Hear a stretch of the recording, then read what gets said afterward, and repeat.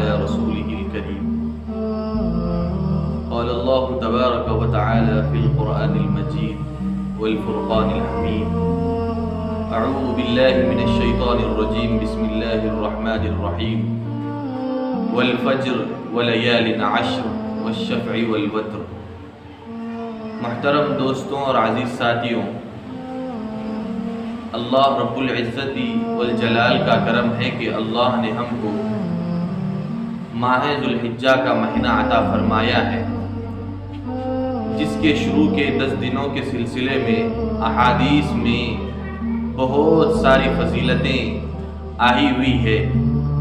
ایک حدیث میں آتا ہے کہ جو شخص عشرہ ذی الحجہ کے اندر روزہ رکھے گا اور رات میں عبادتوں کا اہتمام کرے گا، اللہ میاں اس کے ایک دن کے روزے رکھنے کا ثواب 1 سال نفل روزے رکھنے کا ثواب اس کو عطا فرمائے گا۔ اور جو شخص رات میں نفل عبادتوں کے اندر اپنے آپ کو لگائے گا، نفل عبادتیں کرے گا، اللہ میاں اسے شب قدر کے اندر نفل عبادتیں کرنے کا ثواب اس کو عطا فرمائیں گے۔ اگر کوئی شخص ایسا ہے کہ جو ان دنوں کے اندر روزہ نہیں رکھ سکتا، لیکن اس کے بارے میں علماء نے فرمایا ہے کہ اس کے لیے اتنا اہتمام تو کر لینا چاہیے کہ وہ یوم عرفہ کے دن کا روزہ رکھ لے۔ یوم عرفہ کے دن روزہ رکھنے کی فضیلت بھی بہت بڑی آئی ہوئی ہے کہ حضور اکرم صلی اللہ علیہ وسلم نے فرمایا ہے، جو شخص عرفہ کے دن روزہ رکھنے کا اہتمام کرے گا، اللہ تبارک و تعالی اس کے پچھلے سال کے گناہ کو بھی معاف فرما دیں گے اور آئندہ سال کے گناہ کو بھی معاف فرما دیں گے۔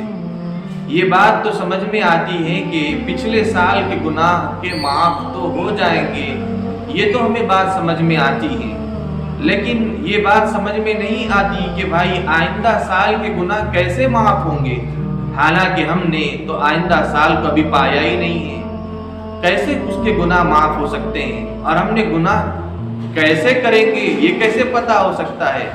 آئندہ سال کے گناہ کیسے معاف ہوں گے؟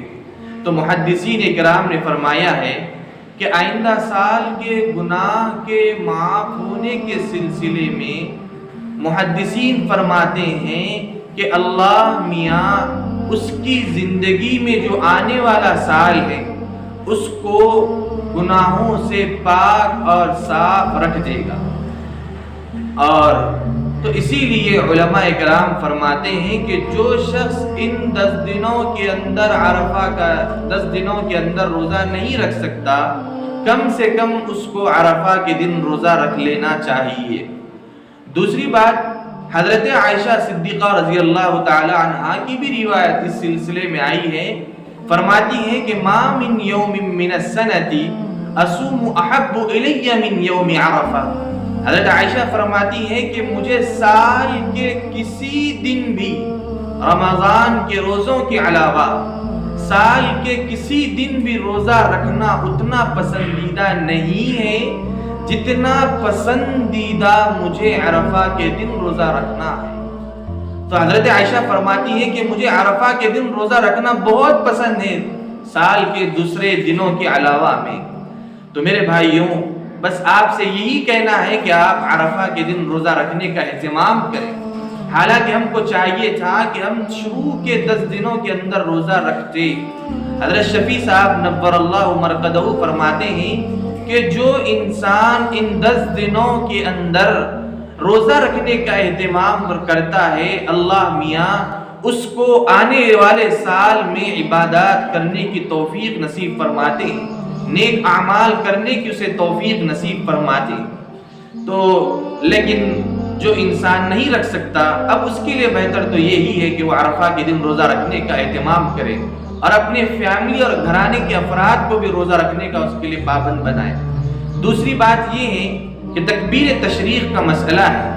تکبیر تشریق کا مسئلہ یہ ہے کہ 9 ذی الحجہ سے لے کر 13 ذی الحجہ کی عصر تک ہر مسلمان مرد اور عورت پر ہر فرض نماز کے بعد تکبیر تشریق پڑھنا واجب ہے۔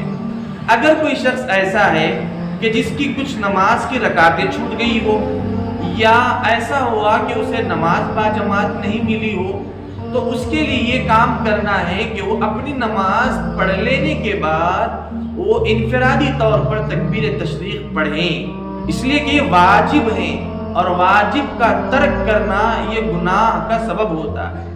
بس اللہ سے دعا ہے کہ اللہ عمل کی